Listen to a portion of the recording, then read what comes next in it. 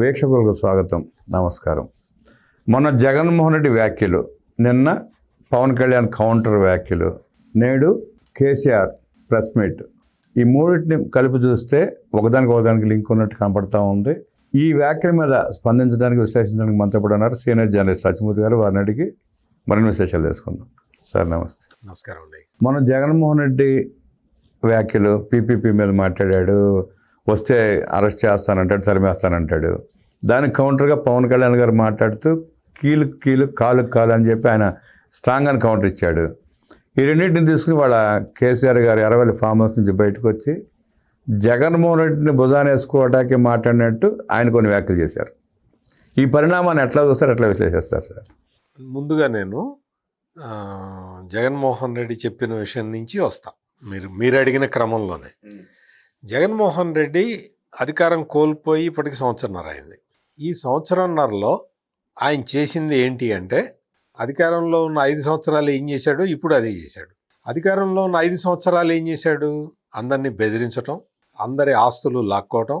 గుర్తుంది కదా మీకు, ల్యాండ్ టైటిలింగ్ యాక్ట్ అని తీసుకొచ్చి అందరి ఆస్తులు లాక్కోవటం, దళితుల మీద దాడులు చేయటం, ముస్లింలని వేటాడటం, బలహీన వర్గాల వాళ్ళని తరిమి కొట్టడం, ఇటువంటి కార్యక్రమాలను మాత్రమే చేశాడు అధికారంలో ఉన్న 5 సంవత్సరాలు. అధికారం కోల్పోయిన తర్వాత కూడా, అంటే జగన్మోహన్ రెడ్డి ఊహించలే, అధికారం కోల్పోతానని ఊహించలే. అతని ఊహించని పరిణామం జరిగేసరికి ఒక్కసారిగా ఎవరైనా ఏంటి అంటే, ఒక్కసారిగా ఆగిపోయి ఆలోచించుకొని మనం ఎక్కడ తప్పు చేశాము అని తర్జన భర్జన పడతారు. జగన్మోహన్ రెడ్డి ఏమనుకుంటున్నాడంటే, మనం ఇంకా అధికారంలోనే ఉన్నాము, అంటే ప్రజలు లాగిపెట్టి తన్నిన దెబ్బ ఇంకా తగలే, నేను ఇంకా అధికారంలోనే ఉన్నాను, ఈ నా అధికారాన్ని చంద్రబాబు నాయుడు గుంజుకొని అనుభవిస్తున్నాడు అనుకుంటున్నాడు. ప్రజలు బదిలీ చేశారు, అధికారాన్ని ఈ దగ్గర నుంచి గుంజి చంద్రబాబుకి ఇచ్చారు అనేది గ్రహించట్లా. నా అధికారాన్ని చంద్రబాబు గుంజుకున్నాడు అన్న భ్రమలో ఉన్నాడు. అంటే చంద్రబాబు నాయుడిని ప్రజలందరూ కలిసి ఎక్కిచ్చారు. నువ్వు మళ్ళీ ముఖ్యమంత్రి అయితే తప్ప మాకు ఈ పీడ వదలాలంటే నువ్వు ముఖ్యమంత్రి కావాల్సిందే అని. జగన్మోహన్ రెడ్డి తన విధ్వంసకర రాజకీయాలని వదల్లా, అవే వాటినే పట్టుకొని వేళ్లాడుతూ ఉన్నాడు. రౌడీల్ని వీళ్ళందరినీ తీసుకొచ్చి ప్రోత్సహిస్తూ ఉన్నాడు. ఈ పీపీపీ మోడల్లో మెడికల్ కాలేజీల విషయంలో కూడా అతనుట అధికారంలోకి రాగానే వీళ్ళందరినీ కూడా 2 నెలల్లో జైల్లో వేయిస్తాడట. సరే, ఆయన అధికారంలోకి వచ్చినాక జైలు వేయిస్తానంటున్నాడు. ఆయన ఎంపీ గురుమూర్తి పార్లమెంట్ స్టాండింగ్ కమిటీలో సంతకం పెట్టాడుగా పీపీపీ కరెక్ట్ అని. పెట్టలేదు అంటున్నాడు. ఇప్పుడు ఏమంటున్నాడంటే, గురుమూర్తి ఏం చెప్తున్నాడంటే, నేను తెలుగుదేశం వాళ్ళు పచ్చ మీడియా నా మీద వ్యతిరేక ప్రచారం చేస్తున్నది, నేను స్టాండింగ్ కమిటీలో ఉన్నమాట వాస్తవం, నేను స్టాండింగ్ కమిటీలో ఆ పబ్లిక్ హెల్త్ పాలసీ మీద నేను నా అభిప్రాయాలు నేను చెప్పాను అని చెప్తూ ఉన్నాడు.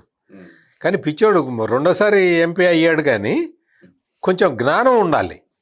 నీకు ఏంటంటే, నీకు పార్లమెంటరీ స్టాండింగ్ కమిటీలో నువ్వు డిసెంట్ నోటు ఇచ్చినా దాన్ని నోట్ చేసి పెడతారు అక్కడ, నీ పేరు మీద బలవంతంగా రుద్దరు దాన్ని. నువ్వు అంటే మెజారిటీ సభ్యులు చెప్తారు, ఏకాభిప్రాయం. ఇప్పుడు పార్లమెంటరీ స్టాండింగ్ కమిటీకి ఏంటి అంటే, వాళ్ళు రకరకాల మనుషులతోటి ఇంటరాక్ట్ అవుతారండి. గురుమూర్తి అయ్యాడో లేదో నాకు తెలియదు, కానీ జగన్తో అయ్యాడు. కానీ ఈ పార్లమెంటరీ స్టాండింగ్ కమిటీలు ఎట్లా పనిచేస్తాయంటే, ఆఫీసర్లతోటి బ్రీఫింగ్ తీసుకుంటారు, తర్వాత పబ్లిక్ని కలుస్తారు వాళ్ళకి కావాలంటే. లేదు మేము విదేశాల్లో దీన్ని మోడల్ మేము స్టడీ చేసి వస్తామంటే పంపిస్తారు. ఇట్లా రకరకాలు ఉంటాయి. అటువంటిది స్టాండింగ్ కమిటీలో వాళ్ళు పబ్లిక్ హెల్త్ మీద వాళ్ళు పెట్టిన స్టాండింగ్ కమిటీలో వాళ్ళు తీసుకున్న నిర్ణయాలు ఏంటి అంటే, ఈ వైద్య ఆరోగ్య రంగంలో మనం గణనీయమైన ప్రగతి సాధించాల్సిన అవసరం ఉన్నది. మెడికల్ ఎడ్యుకేషన్ని మనం విస్తృతంగా అందుబాటులోకి తీసుకురావాల్సిన అవసరం ఉన్నది. మెడికల్ ఎడ్యుకేషన్ని విస్తృతంగా అందుబాటులోకి తీసుకురావాలి అంటే రాష్ట్ర ప్రభుత్వాలు కానీ కేంద్ర ప్రభుత్వం కానీ వీటి మీద ఖర్చు పెట్టే పరిస్థితి లేదు. అందుకని మనం ఏం చేయాలి అంటే, ఇందులో పీపీపీ మోడల్కి వెళ్ళాలి అని పార్లమెంటరీ స్టాండింగ్ కమిటీ ఒక నిర్ణయం తీసుకుంది. అందులో మరి ఆ మీటింగుల్లో మరి పార్టిసిపేట్ చేశాడో లేదు, అక్కడ ఉన్నాడో లేదో, మొత్తానికైతే సంతకం అయితే పెట్టాడు. సంతకం పెట్టేటప్పుడు మరి పైన ఒక చదువుకున్నాడా లేదా తెలియదు. ఇప్పుడు వచ్చి పచ్చ మీడియా ప్రచారం చేస్తున్నది అంటాడు. నువ్వు పచ్చ మీడియా ప్రచారం చేస్తే నువ్వు ఆ స్టాండింగ్ కమిటీ నుంచి నువ్వేం చేయాలి గురుమూర్తి? నువ్వు మొదటిసారి 2సారి 50 సార్లు నువ్వు పార్లమెంటు సభ్యుడు అయినా సరే నీకు తెలీదు. నీవు జగన్మోహన్ రెడ్డి పాదయాత్ర అప్పుడు కాళ్ళు నొక్కే దృశ్యం ఒక్కటే మాకు కనపడుతూ ఉంటుంది. నువ్వు ఇంకా అంతకు మించి నీకు స్థాయి పెరగలేదు, నువ్వు పెంచుకోవడానికి ప్రయత్నం కూడా చేయలేదు. పార్లమెంటరీ స్టాండింగ్ కమిటీలో నీ అభిప్రాయానికి భిన్నంగా వెళ్తూ ఉంటే నువ్వు దాని నుంచి రాజీనామా చేసి రావాలి. వచ్చావా? నువ్వు దాన్ని యాక్సెప్ట్ చేసి నువ్వు వాళ్ళు ఇచ్చిన రిపోర్ట్ మీద సంతకం పెట్టి బయటకు వచ్చి ఆ పచ్చ మీడియా అట చేస్తుంది, మరి నీ మీడియా ఏం చేసింది? అందుకని ఈ గురుమూర్తి చెప్పటం ఇవన్నీ తీసి పక్కన పెడదాం. గురుమూర్తికి అతనికి అంత స్ట్రేచర్ ఎక్కడ ఉంది? కనీసం ఎంపీ అయ్యే స్ట్రేచర్ కూడా లేదు. ఏదో దురదృష్టం, అక్కడ ప్రజలు ఓటేశారు, గెలిచాడు.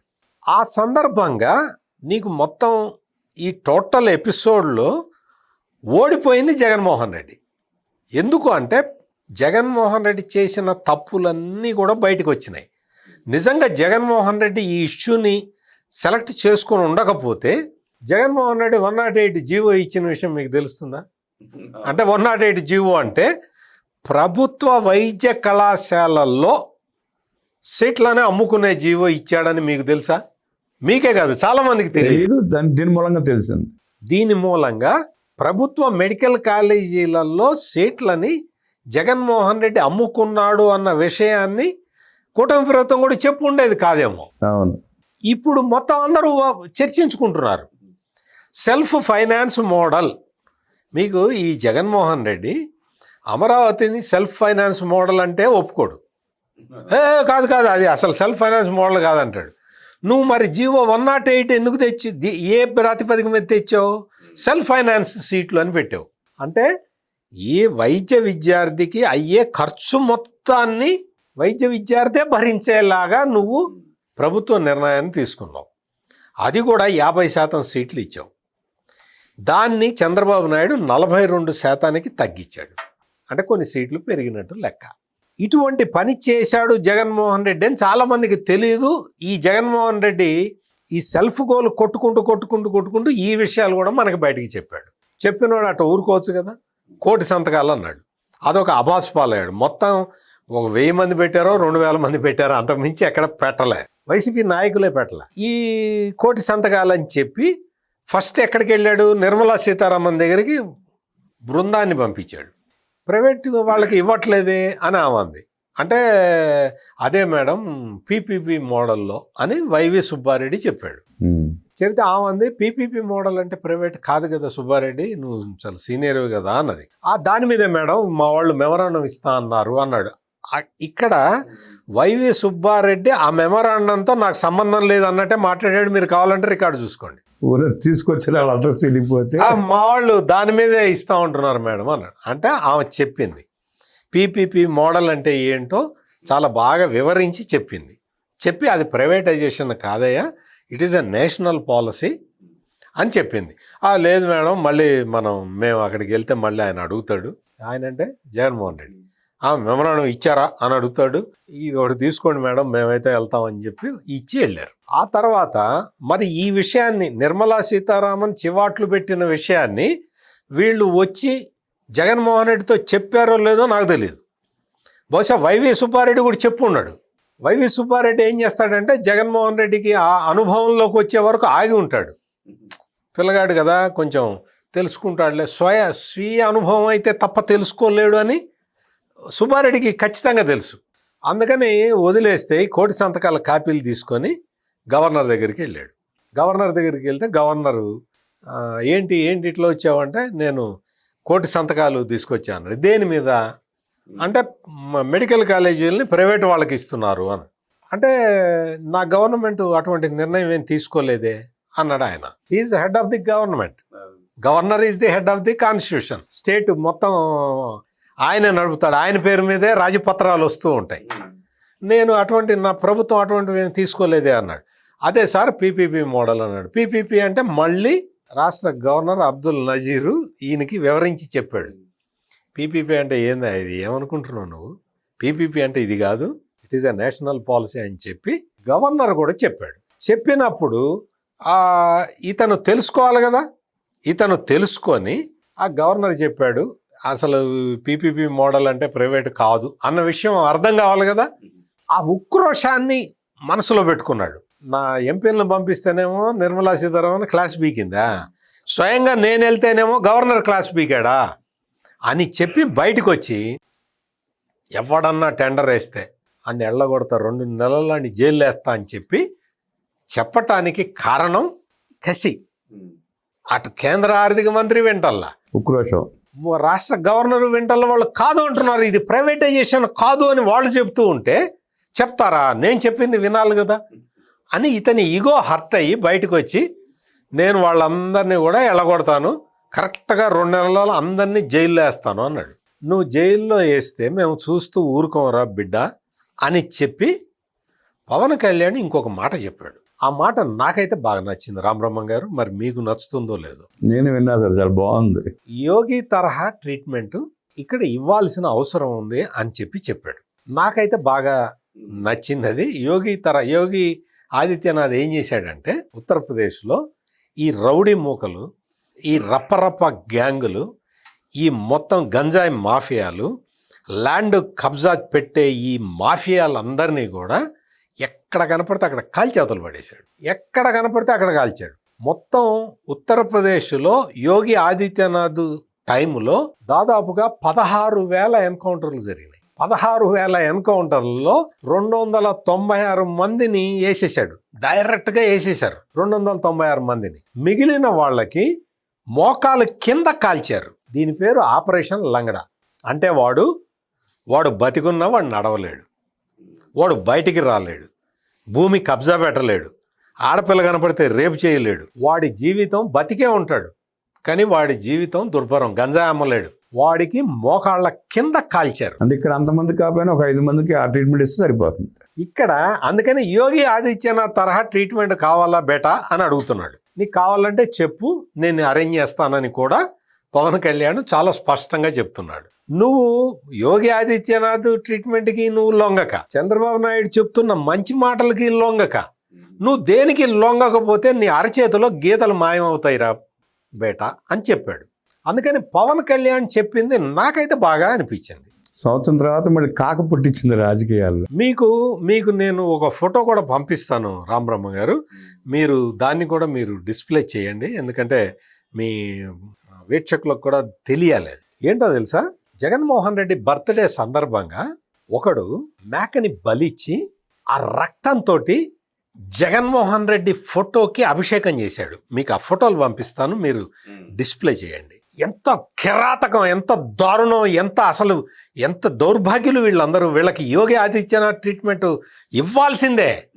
అందుకనే నేను సపోర్ట్ నీ జగన్మోహన్ రెడ్డి బర్త్డే అయితే నువ్వు వీడియో కెమెరా పెట్టి నువ్వు మేకని పబ్లిక్లో బలిచ్చాడండి. మేకని కోసి ఆ రక్తంతో జగన్మోహన్ రెడ్డి ఫోటోకి వాడు అట్లా అభిషేకం లాగా చేస్తున్నాడండి. ఇంత నీచం అండి. అసలు ఒక్కసారి ఆలోచించండి. కేక్ కట్ చేస్తావా, మేక తలని కట్ చేస్తావా? అసలు నీకు ఏమన్నా ఉందా? అసలు జ్ఞానం ఉందా? వాడు సైకిల్ అని చెప్పి నిరూపించుకుంటున్నారు ఎప్పటికప్పుడు. అతి భయంకరంగా ఇటువంటి పనులు చేసేవాడికి యోగి ఆదిత్యనాథ్ ట్రీట్మెంట్ ఇవ్వక ఏం చేయాలి? ఇది ఒక ప్రధానమైన సబ్జెక్ట్. ఇది అయిన తర్వాత ఆయనకి కేసీఆర్కి ఎందుకు పాపం, ఆయన ఏదో ఎర్రవల్లి ఫామ్ హౌస్లోనే ఎక్కడో ఉన్నాడు, కృష్ణారామ అనుకున్నాడు, హ్యాపీగా అనుకోవాల్సిందే. సడన్గా వచ్చాడు. ఎందుకు వచ్చాడు అనేది చాలా మందికి డౌట్ వచ్చింది. ఆయన మాట్లాడిన మాటలు విన్న తర్వాత నాకు అర్థమైంది ఏంటంటే, జగన్మోహన్ రెడ్డి స్క్రిప్ట్ పంపించాడు, ఆ స్క్రిప్ట్ చదవటానికి వచ్చాడు.